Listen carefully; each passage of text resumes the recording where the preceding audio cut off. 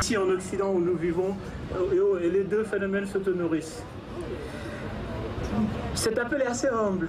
Nous voulons être assez humbles parce que l'écho de cet appel tient surtout au fait qu'il y a des milliers, des millions, des milliards de personnes qui partageaient depuis longtemps ce sentiment de malaise, ce sentiment de se dire oui, on mélange tout. Nous ne sommes pas le terrorisme, nous sommes musulmans. Nous ne sommes pas musulmans modérés, nous sommes que musulmans, nous sommes l'islam. Et nous, cet appel n'est que la résonance, l'écho de ce sentiment-là. On a voulu dire au reste de la communauté nationale qui nous sommes et ce que nous ne sommes pas. Je crois que c'était important. Et cet appel a été possible très vite quand nous avons écrit ce texte. Des gens, des personnes qui partageaient les mêmes valeurs, les mêmes convictions, ces mêmes sentiments, nous ont très vite rejoints. Et parmi ces personnes, il y a Bouchra Azouz, qui est présidente de l'association République à l'endroit et co-organisatrice de ce rassemblement. Bouchra Azouz.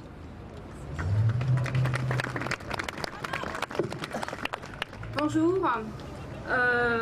Merci d'être venus nombreux, d'avoir bravé le froid aujourd'hui. C'est une prouesse d'être ensemble ici, mais la cause est juste et noble et je pense que c'est important que nous soyons présents. Je vais juste vous dire en quelques mots la nature de mon mouvement et la raison pour laquelle nous sommes ici. Et pour aller très vite, en fait, j'ai préparé un texte. Notre mouvement République à l'endroit a été lancé le 25 novembre dernier à l'Assemblée nationale. C'est un mouvement qui procède de notre volonté à mettre au cœur du débat politique les valeurs républicaines, d'égalité, de liberté, de fraternité, qui font que la France est cette République une, indivisible et laïque. Face aux inquiétudes et aux dérives constatées et partagées par les acteurs de terrain que nous sommes sur l'ensemble du territoire national, ces derniers mois, il était de notre responsabilité à nous, citoyens français, d'œuvrer, de fédérer toutes les forces vives, républicaines et laïques, pour remettre à l'endroit ces valeurs qui sont le ciment de notre pacte social et républicain. C'est par la mobilisation et le soutien de tous les acteurs de terrain qui tricotent au quotidien le vivre ensemble que la cohésion sociale est assurée. Aussi et dans cet esprit, République à l'endroit se devait d'être là aujourd'hui, aux côtés de tous ceux qui se battent contre le terrorisme, l'intolérance et l'obscurantisme, pour manifester son indignation face à des actes de barbarie injustifiables, qu'ils soient commis au nom de l'islam ou de tout autre prétexte fallacieux. Nous, citoyens français, resterons fermes sur l'exigence laïque et républicaine et à ce titre, assurons de notre solidarité et notre soutien tous ceux qui souffrent dans leur chair, tous ceux qui sont victimes du terrorisme. Merci. Elle est aussi co-organisatrice de ce rassemblement. Elle a très vite rejoint l'appel, elle l'a porté.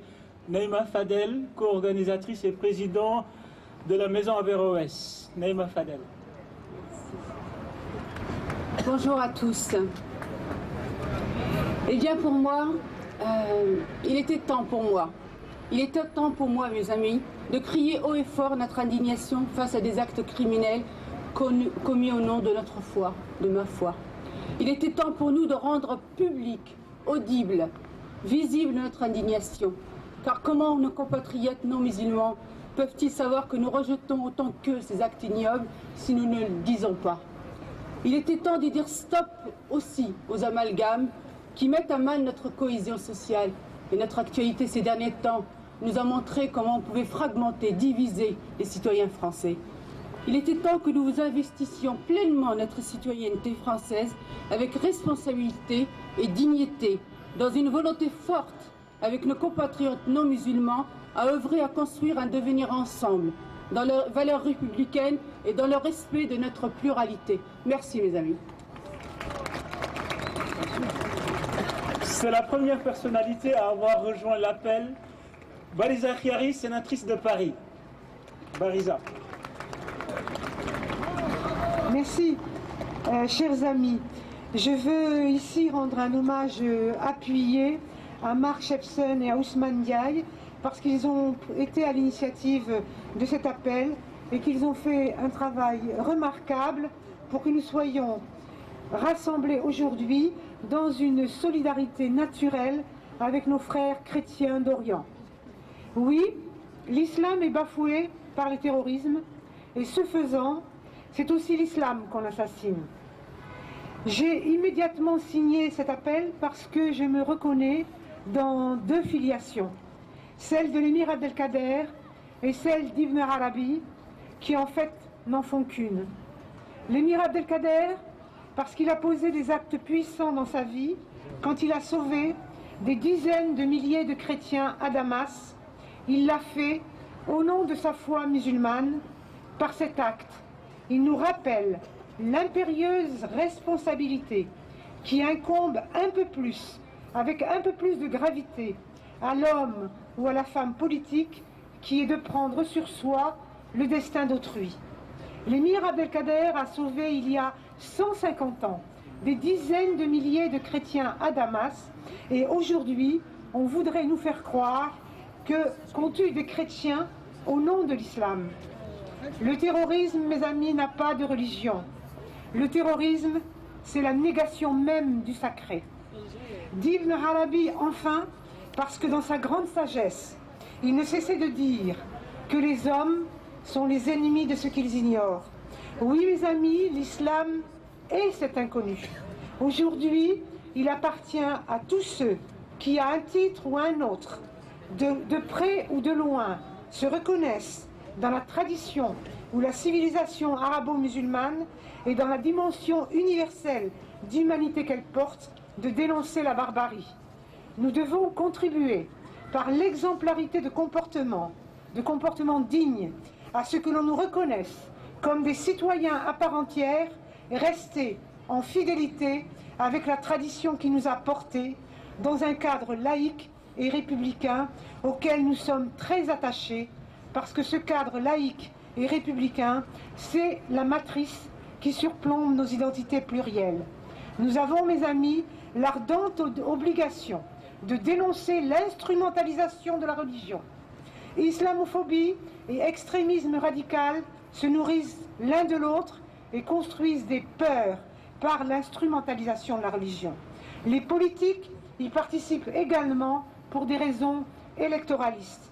Il faut travailler à rompre ce processus de peur qui peut aller jusqu'à la haine de l'autre, en rappelant aussi que l'islam n'est pas en rupture avec le judaïsme et le christianisme, mais qu'il en est le continuum dans le socle abrahamique. Mettons en avant ce qui nous rassemble et surtout, ne nous laissons pas amputer d'une part de notre identité par des faussaires qui utilisent la religion comme moyen. Je voudrais rendre un hommage aux médias, ce n'est pas courant, qui ont relayé cet appel avec en tête Respect Magazine. Ce n'est pas la première fois que nous nous indignons. Et vous savez comme moi que ce qui n'est pas relayé par la presse n'existe pas. Les médias qui construisent les représentations ont une responsabilité éminente. Merci de nous avoir accompagnés en relayant ce message. Vous faites comprendre à nos compatriotes que nous ne sommes jamais dans des solidarités absurdes. Et parce que l'appel de solidarité avec nos frères chrétiens d'Orient a été relayé par les médias, il y aura un avant et un après cet appel. Ma conclusion, parce que nous sommes attachés au vivre ensemble, parce que nous le construisons au quotidien, nous ne laisserons pas stigmatiser ou assassiner des minorités. Nous étions hier un peu des Roms, aujourd'hui nous sommes plus que jamais des chrétiens d'Orient. Je vous remercie. Merci à Baris Akhiari, sénatrice de Paris.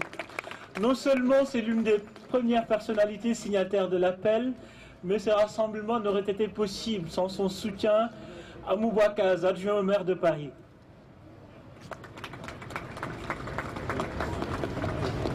Mesdames et messieurs, chers amis, la fin de 2010 a été marquée par l'horreur. Le début de l'année 2011 semble être remarqué et remarquable par la renaissance. Renaissance des peuples musulmans qui refusent de plier sous le joug de dictateurs renaissance de femmes et d'hommes qui se lèvent pour leur dignité, pour leur liberté, pour la démocratie. Puisse cette renaissance marquer la fin de toutes les barbaries, car le terrorisme qui assassine les chrétiens d'Orient procède de la même idéologie que le terrorisme qui opprime les peuples musulmans. Il n'y a là-dessus aucun doute à avoir. Le combat qui se mène là-bas est en écho le combat qui se mène ici, un combat pour la dignité, pour la liberté, pour la reconnaissance, pour la fin de toutes les stigmatisations. Il nous appartient à tous, il nous appartient à chacun de relayer cet appel, de le relayer tranquillement, en disant simplement que nous, Français de culture musulmane, produisons avec tous les autres Français le nouvel universalisme français, les nouvelles lumières françaises, la nouvelle France, celle qui, à l'instar de celle de nos ancêtres, étonnera le monde. C'est cette France-là qui porte le message des droits de l'homme, des libertés et de l'égalité. Cette France qui se lève dès que l'on touche à un cheveu d'un être humain pour sa religion, ses convictions, son orientation sexuelle ou tout autre écart à la norme dont il serait porteur. Ce rassemblement dit qu'aujourd'hui, nous avons la tête haute. Nous sommes prêts à relever le défi de la fin de l'ignorance sur notre culture. Et je ne veux pas terminer mon propos sans vous dire combien je suis fier de travailler aux côtés de Bertrand Delanoë, maire de Paris. Depuis 10 ans, il a accompli tranquillement, paisiblement, sereinement des actes pour faire reculer les préjugés qui devraient être imités partout, donnant le nom de rue et de place à des musulmans, inscrivant la soirée du Ramadan, la soirée en faveur, à l'occasion du Ramadan, dans les soirées de l'hôtel de ville, et bâtissant un institut des cultures de l'islam qui verra le jour en 2012. Mes chers amis, nous sommes des chrétiens d'Orient, comme nous sommes des Roms, des Juifs et des musulmans, car ils meurent nombreux sous le terrorisme dès lors que l'un d'entre eux est touché. Mais nous sommes des êtres humains grands, universels, capables de sublimer et de dépasser l'horreur pour construire un futur où nous serons tous rassemblés. Je vous remercie.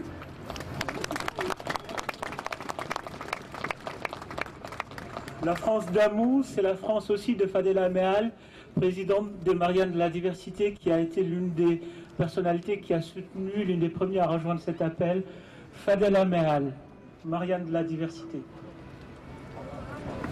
Merci, bonjour à tous, à toutes. Beaucoup de choses viennent d'être dites, alors je serai brève. Je voudrais, au nom des Mariannes de la Diversité, dont beaucoup d'entre elles sont de tradition et de culture musulmane, je voudrais, au nom de toutes les Mariannes de France et du monde, premières victimes du fanatisme, je voudrais dire solennellement aux musulmans: réveillez-vous. Réveillez-vous, car l'heure est grave et nécessite une prise de position claire et sans équivoque. Partout dans le monde, certains fanatiques au nom de l'islam défigurent votre religion de paix. Allez-vous continuer à vous taire au prétexte qu'ils ont décidé de parler en votre nom et au nom de tous les musulmans et qu'ils vous ont même disqualifié pour parler d'islam? Aujourd'hui, l'heure est trop grave. Vous ne pouvez pas continuer à vous taire pour de mauvaises raisons quand certains vous persuadent que critiquer ces agissements c'est faire le lit de l'islamophobie. Non, c'est le contraire. C'est se taire qui fait grandir l'islamophobie. Votre parole doit être forte et sans complexe, car elle est légitime, car vous êtes la majorité des musulmans de culture et d'héritage en France. Malheureusement, cette majorité a trop longtemps été silencieuse. Il est temps de parler et même de crier au monde que nous ne voulons pas de cet islam bafoué par les terroristes. N'ayez pas peur d'exprimer votre colère quand au nom de l'islam, on tue, on torture en votre nom. Les femmes d'abord, les otages innocents au Sahel ensuite, nos chrétiens, les chrétiens, nos frères de religion, à Tibérine, en Égypte, en Irak. À qui le tour si nous ne faisons rien? Cela doit cesser, car nous ne serons jamais, comme le souligne l'appel de Respect Magazine, les otages d'un djihad qui oppresse et qui bafoue chaque jour les droits de l'homme dans le monde. Réveillez-vous, réveillons-nous, n'ayons plus peur. Aujourd'hui, dans le monde arabe, en terre d'islam, des hommes et des femmes nous montrent le chemin. Certains sont morts en Tunisie, en Égypte, pour défendre une société plus ouverte, une société plus démocratique et multiconfessionnelle. Ils démontrent avec des larmes, avec du sang, à ceux qui doutaient de l'islam, que celui-ci est compatible avec la démocratie, avec la laïcité. Leur message de musulmans est le nôtre. Il doit faire écho ici en France. Tahar Djaoud, journaliste algérien tué par des terroristes, écrivait avant de mourir: si tu te tais, tu meurs. Alors, dis et meurs, et j'ajouterai dis et vis. Merci. Comme l'a rappelé tout à l'heure Madame la sénatrice Riari, la responsabilité des médias est engagée. Et avec nous, aux côtés de Respect Magazine, le premier média musulman de France est engagé. Et il est représenté par Mohamed Collin, directeur de Salam News et Safir News. Mohamed Collin. Chers amis, bonjour. Effectivement, s'engager auprès de Respect Magazine était un devoir pour nous. Pas en notre nom. En tant que musulmans, il nous est devenu impossible de garder le silence. Car nous sommes témoins de l'arrogance et le cynisme avec lequel on veut détourner notre religion pour justifier des crimes crapuleux. En tant que citoyens français de confession ou de culture musulmane, nous nous sentons la responsabilité d'agir contre les frissons pervers qui tentent d'amalgamer l'islam et la violence politique. Le vocable de terrorisme islamique pour qualifier des massacres monstrueux a infiltré le répertoire médiatique et éclabousse désormais toute une partie de citoyens silencieux parce qu'ils sont musulmans. C'est aussi parce que nous sommes musulmans. Nous sommes régulièrement invités à nous prononcer sur des tueries commises par des gens avec lesquels nous n'avons rien à voir. Et parce que nous sommes musulmans, d'aucuns nous soupçonnent de sympathie avec les auteurs de ces ignominies qu'aucune âme ne peut tolérer s'il lui reste une once d'humanité et un minimum de sens de la justice. Ces allusions sont dangereuses parce qu'elles s'inspirent de raccourcis historiques attribuant à tout musulman un projet politique secret. Ces allusions sont dangereuses, surtout parce qu'elles sont fausses. En nous référant au texte du Coran, dans ses lectures multiples, y compris les plus rétrogrades, sans aucun argument ne peut légitimer l'assassinat d'innocents. C'est pourquoi, en tant que musulmans, nous affirmons que ce terrorisme dit islamique est une imposture abjecte qui puise dans l'ignorance et la frustration pour servir des desseins sans rapport avec notre religion. Nous soutenons que personne ne peut prétendre agir au nom de l'islam en violant les principes mêmes de cette religion. Nous affirmons qu'aucune ambition politique ne vaut plus que la vie humaine. En France, comme ailleurs, l'immense majorité des musulmans mènent leur lutte dans le respect de la vie, de la dignité humaine.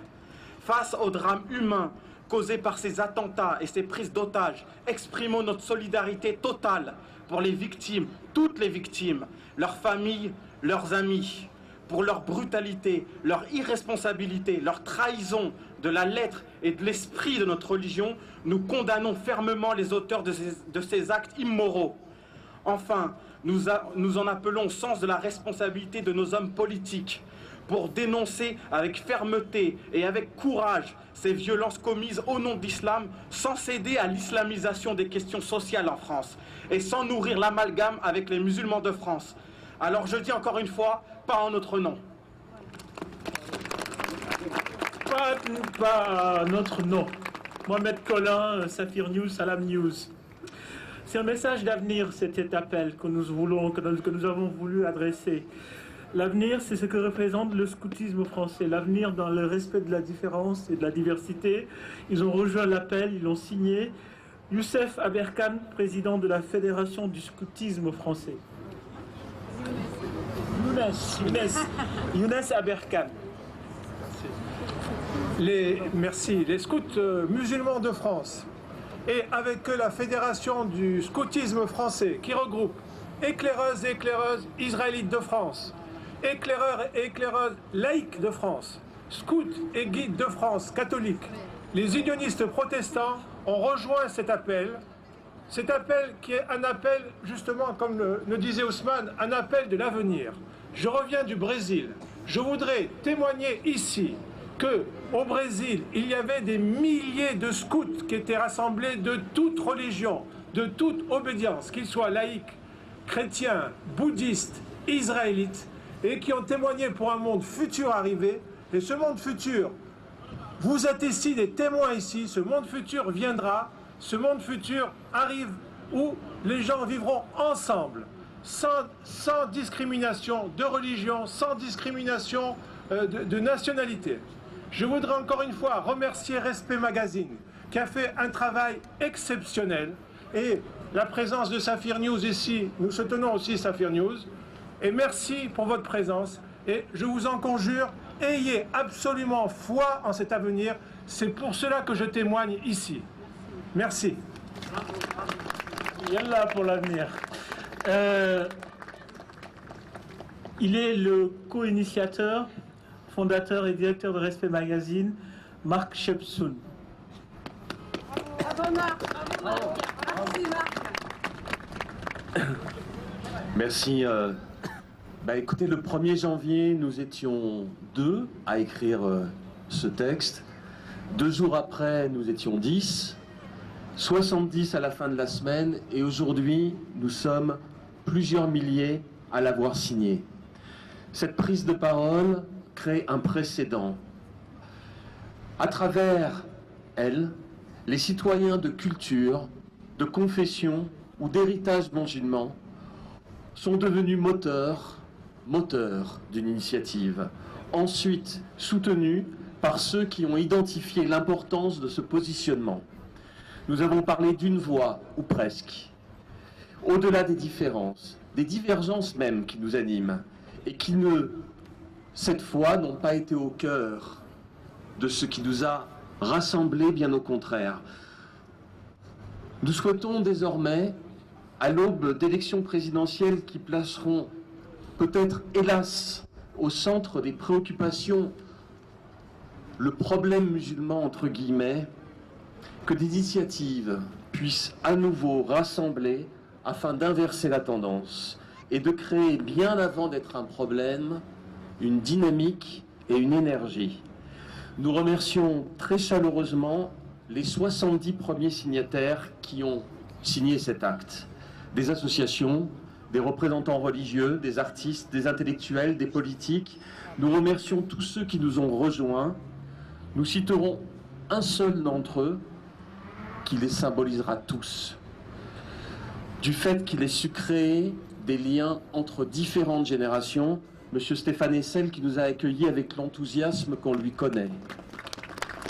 Nous remercions enfin la mairie de Paris qui a soutenu la logistique du rassemblement et nous Remercions notre éditeur, le groupe SOS, acteur de l'économie sociale, qui a participé à l'événement. Nous remercions enfin Abdelmalik qui est avec nous et qui va nous redire, lui, le texte de cet appel. Et puis, on vous remercie, vous, d'être là aujourd'hui, puis d'être là demain, parce qu'on n'a pas terminé. Merci. Abdelmalik.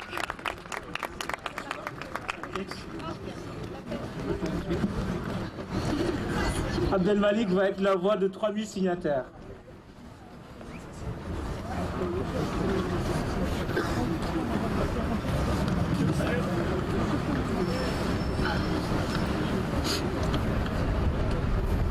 L'islam bafoué par les terroristes.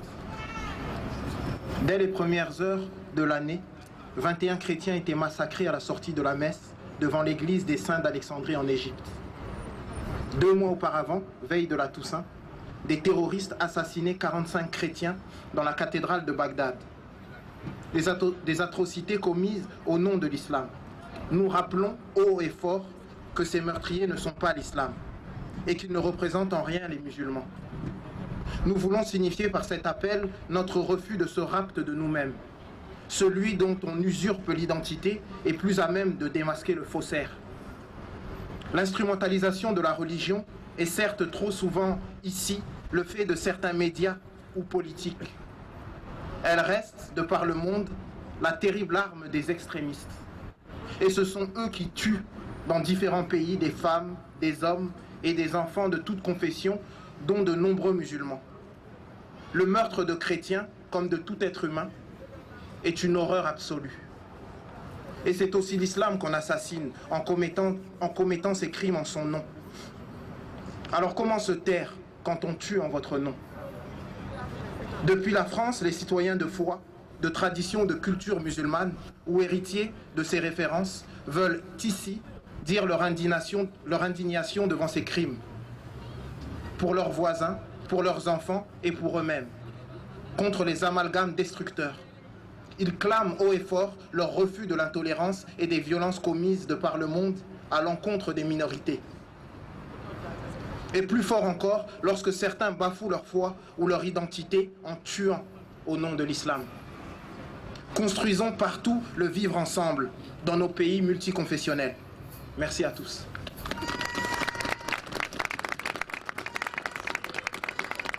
Abdelmalik. Marc disait tout à l'heure, elle rappelait hier, nous étions 2, plus 70, 100, 200, 300. Aujourd'hui, nous sommes 3000 signataires et demain, nous espérons être des millions, des milliards. Merci d'être venus. Merci.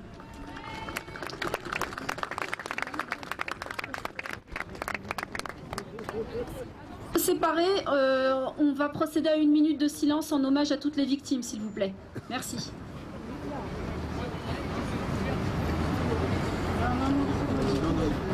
Madame, soyez gentille, madame. Madame, c'est pour respect pour les...